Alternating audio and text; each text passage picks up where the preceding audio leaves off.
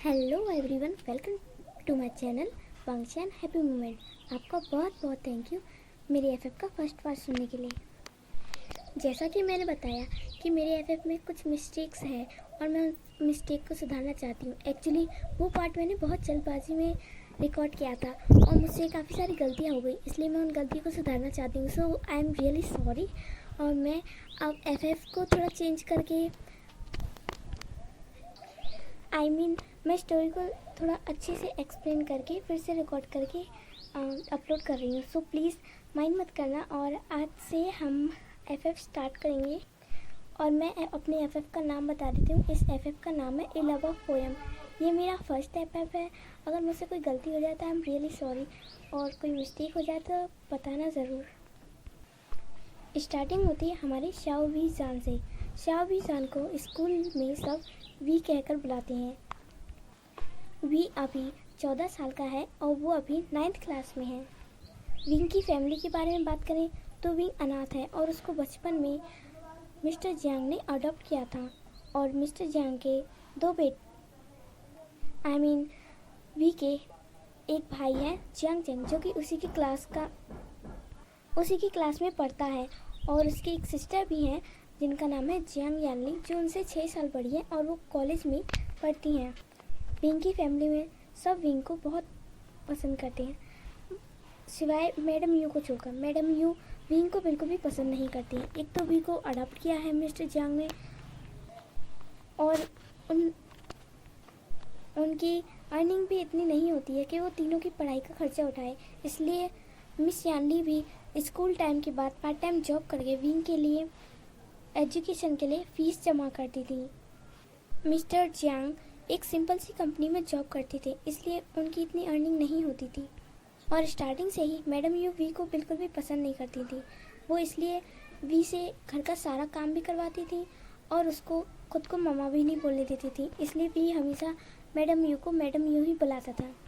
तो स्टार्ट करते हैं आज का पार्ट। स्टार्टिंग होती है हमारे वी से, जो अपनी क्लास में बैठा है। उसके क्लास का फर्स्ट पीरियड चल रहा है और वो पढ़ाई कर रहा है। उसके टीचर को आने में थोड़ा लेट हो गया। उसके टीचर थोड़ी देर में आते हैं और कहते हैं, स्टूडेंट ध्यान से सुनो, आज से तुम्हारे साथ में अब एक न्यू स्टूडेंट भी पढ़ेगा। आज से ये आपके साथ पढ़ेगा, सो इसके साथ अच्छे से रहना और इसकी पढ़ाई में भी हेल्प करना।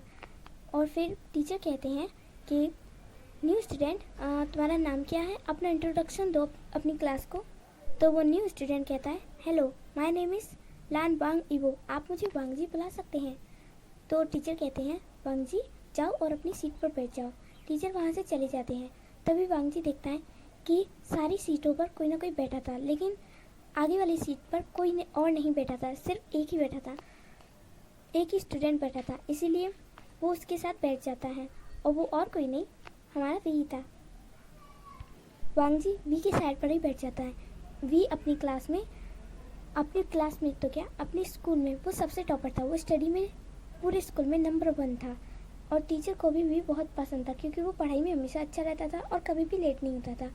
और वी को डिस्टर्ब ना हो इसलिए उसके साथ और कोई नहीं बैठा था। वांग जी न्यू है, उसे सीट खाली दिखी तो वो बैठ गया। वो बैठने के बाद देखता है कि वो लड़का जो बैठा है वो अभी भी पढ़ाई कर रहा है। तो वो कहता है, हे माय नेम इज़ वांग जी, तुम्हारा नाम क्या है। वी इस बात पर गौर नहीं करता। वो तो इस बात पर भी गौर नहीं करता कि टीचर किसी को लेकर आए। वो अपनी पढ़ाई पर ही ध्यान दे रहा था। तभी वांग जी उसे हिलाते हुए कहता है, हे तुम सुन रहे हो, मेरा नाम वांग जी है और तुम्हारा नाम। तो वो कहता है, मेरा नाम शाओ वी है, शाओ वी जान, तुम मुझे वी बुला सकते हो। तो वांग जी कहता है, ओह मेरा नाम वांग जी है। कहता है, हेलो मैं न्यू स्टूडेंट हूँ। वी कहता है, हेलो। बस भी इससे ज़्यादा उससे और कोई बातें नहीं करता। वो अपनी पढ़ाई पर ध्यान देता है। ऐसे ही क्लास का टाइम ख़त्म हो जाता है और कुछ क्लास ख़त्म होने के बाद लंच टाइम आता है। जब तक लंच टाइम आ रहा था, जियांग चेंग पीछे ही बैठा था और वो वी को देख रहा था बार बार कि न्यू स्टूडेंट उसी के साथ में बैठा है। जियांग चेंग का पूरा ध्यान वांग जी पर ही था। जब लंच टाइम होता है तब सारे स्टूडेंट कैंटीन में खाना खाने चले जाते हैं और वांग जी भी चला जाता है, लेकिन वी पढ़ाई कर रहा था। तभी उसके पास उसका ओनली 1 फ्रेंड नी हसांग, वी वुशियान का शाओबीजान का स्कूल में सिर्फ एक ही फ्रेंड था, वो था नीहासांग और उसका ब्रदर जियांग चेंग। और इसके अलावा भी ने और किसी के साथ फ्रेंडशिप नहीं की थी। उसे फ्रेंडशिप करना ज़्यादा पसंद नहीं है और उसकी क्लास में ज़्यादातर सब स्टूडेंट उसके सामने काम के लिए आते हैं, उससे हमेशा अपना होमवर्क करवाने के लिए या फिर अपनी ड्राइंग बनाने के लिए। नीहासांग आता है और कहता है, वी ये लो, मैं तो भी तुम्हारे लिए खाना लेकर आया हूँ, तुम तो लेकर नहीं आते हो कभी और ना ही कभी कैंटीन जाते हो। वी कहता है, मुझे भूख नहीं है, तुम अभी क्यों लेकर आ गए। तो जियांग चेंग कहता है, हाँ हाँ भूख क्यों होगी, उसे देखकर ही भर गई होगी भूख। तो वी कहता है, किसे। अरे मैंने देखा था ना, तुम्हारे बगल में न्यू स्टूडेंट बैठा था। तो वी कहता है, वो कौन। तो जियांग चेंग ने कहा, उसका नाम क्या है। वी कहता है, मुझे नहीं पता, शायद से वांग जी ऐसा ही कुछ था। जियांग चेंग कहता है, क्या वो तुम्हारे बगल में बैठा और तुमने उसका नाम भी नहीं पूछा। वी कहता है कि क्या फ़र्क पड़ता है, उसका कुछ भी नाम हो, और तुम्हें पता है ना मेरा एक ही फ्रेंड बहुत है, काफ़ी है। एक्चुअली नीहासांग और वी दोनों ही एक जैसे नेचर के थे, इसलिए वी का सिर्फ एक ही फ्रेंड था और बाकी सब हमेशा वी के पास मतलब के लिए आते थे।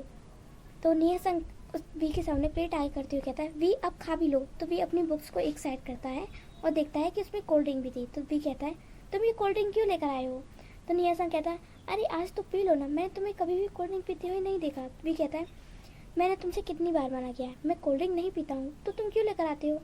नीहासांग कहता है कि तुम्हें कोल्ड ड्रिंक से इतनी क्या दिक्कत है, एक आध बार पी लोगे तो क्या हो जाएगा। वी कहता है, तुम्हें पता है ना मुझे नहीं पसंद, मतलब नहीं पसंद, एक तो ये बहुत खट्टी होती है, ऊपर से नहीं मुझे नहीं पीनी, इसलिए जाओ। तो नीहासांग कहता है, अच्छा ठीक है मैं ही पी लूँगा। वो दोनों लंच करते हैं और जियांग चेंग भी उनके साथ लंच करता है। फिर बाद में वी को पता चलता है कि जो न्यू स्टूडेंट उसके साथ में बैठा था वो छुट्टी लेकर घर चला गया है क्योंकि उसकी तबीयत ठीक नहीं है। फिर वो लोग हंसी मजाक करते हुए जाते हैं और घर पहुंच जाते हैं। नीहासांग का घर वी के घर से पहले ही आ जाता है, इसलिए वो उसे घर तक छोड़कर आते हैं और फिर अपने घर जाते हैं। जब वो लोग घर जाते हैं तो वी देखता है कि उसकी सिस्टर यानली घर आ चुकी है। वी अपनी शिजिए को देखकर बहुत खुश हो जाता है और उन्हें हक करते हुए बोलता है, शिजिए मैंने आपको बहुत याद किया, आप कितने दिनों बाद आई। यानली कहती है, मैंने भी तुम्हें बहुत याद किया।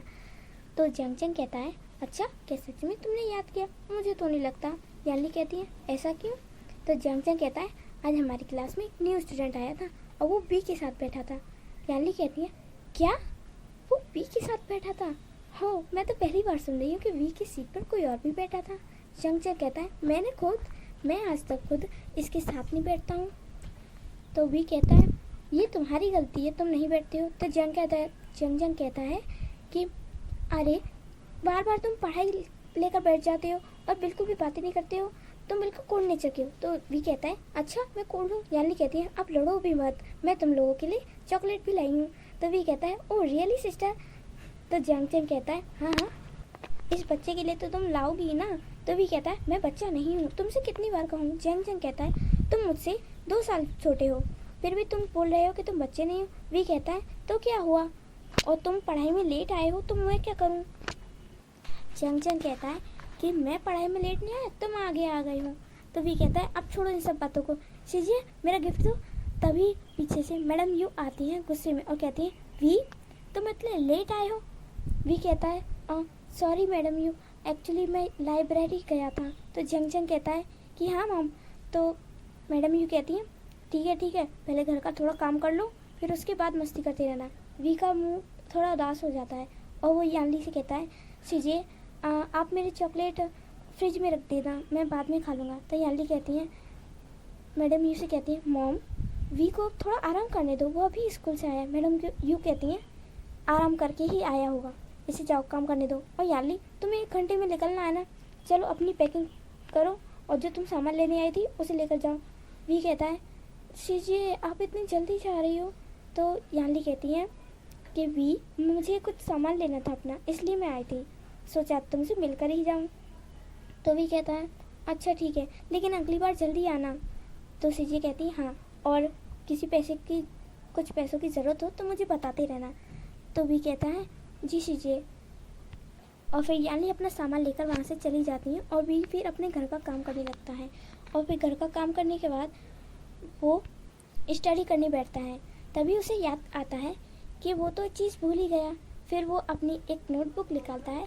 एक्चुअली वी की एक आदत है कि वो अपनी सीक्रेट डायरी में लिखता है।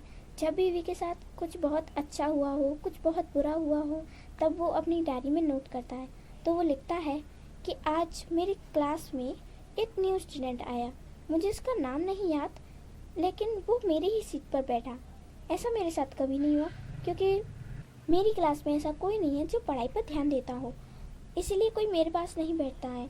लेकिन आज कोई बैठा, और फिर भी डायरी को लिखने के बाद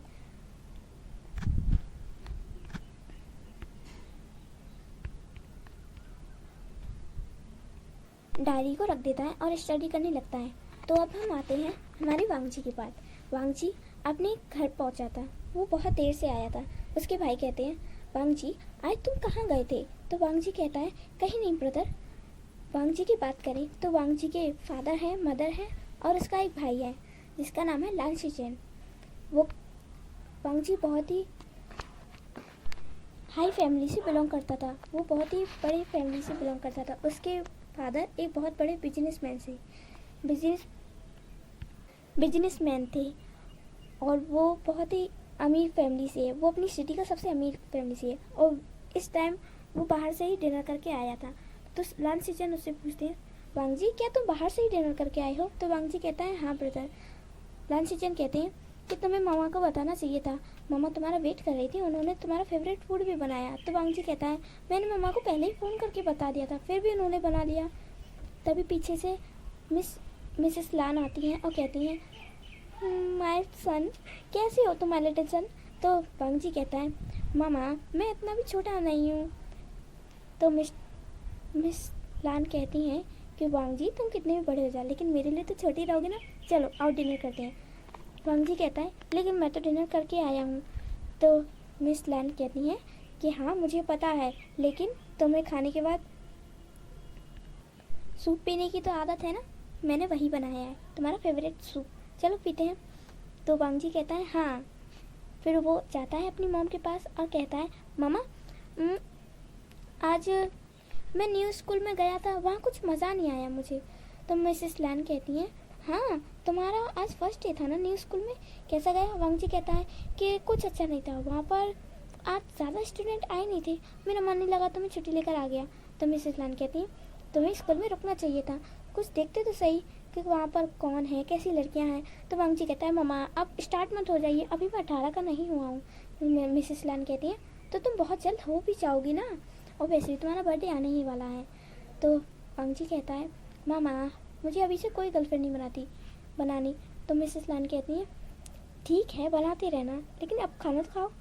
ऐसे ही वो लोग अपना अपना डिनर करके सोने चले जाते हैं और वांगजी उसी स्टूडेंट के बारे में सोचता है जिसके साथ आज वो बैठा था। वो सोचता है कितना अजीब था, इतना हैंडसम लड़का उसके साथ में बैठा था और उसे कोई ध्यान। तो इस पार्ट का एंड होता है और थैंक यू सो मच मेरा पार्ट सुनने के लिए। Thank you, really thank you so much. और जैसा भी लगे कमेंट ज़रूर करना। अगर मुझसे बोलने में कुछ गलतियाँ हो जाए तो छोटी स्पेन मारकर माफ़ कर देना। एक्चुअली ये मेरी फर्स्ट रिकॉर्डिंग है, सो सॉरी अगर कोई गलती हो जाए तो, और कमेंट ज़रूर करना।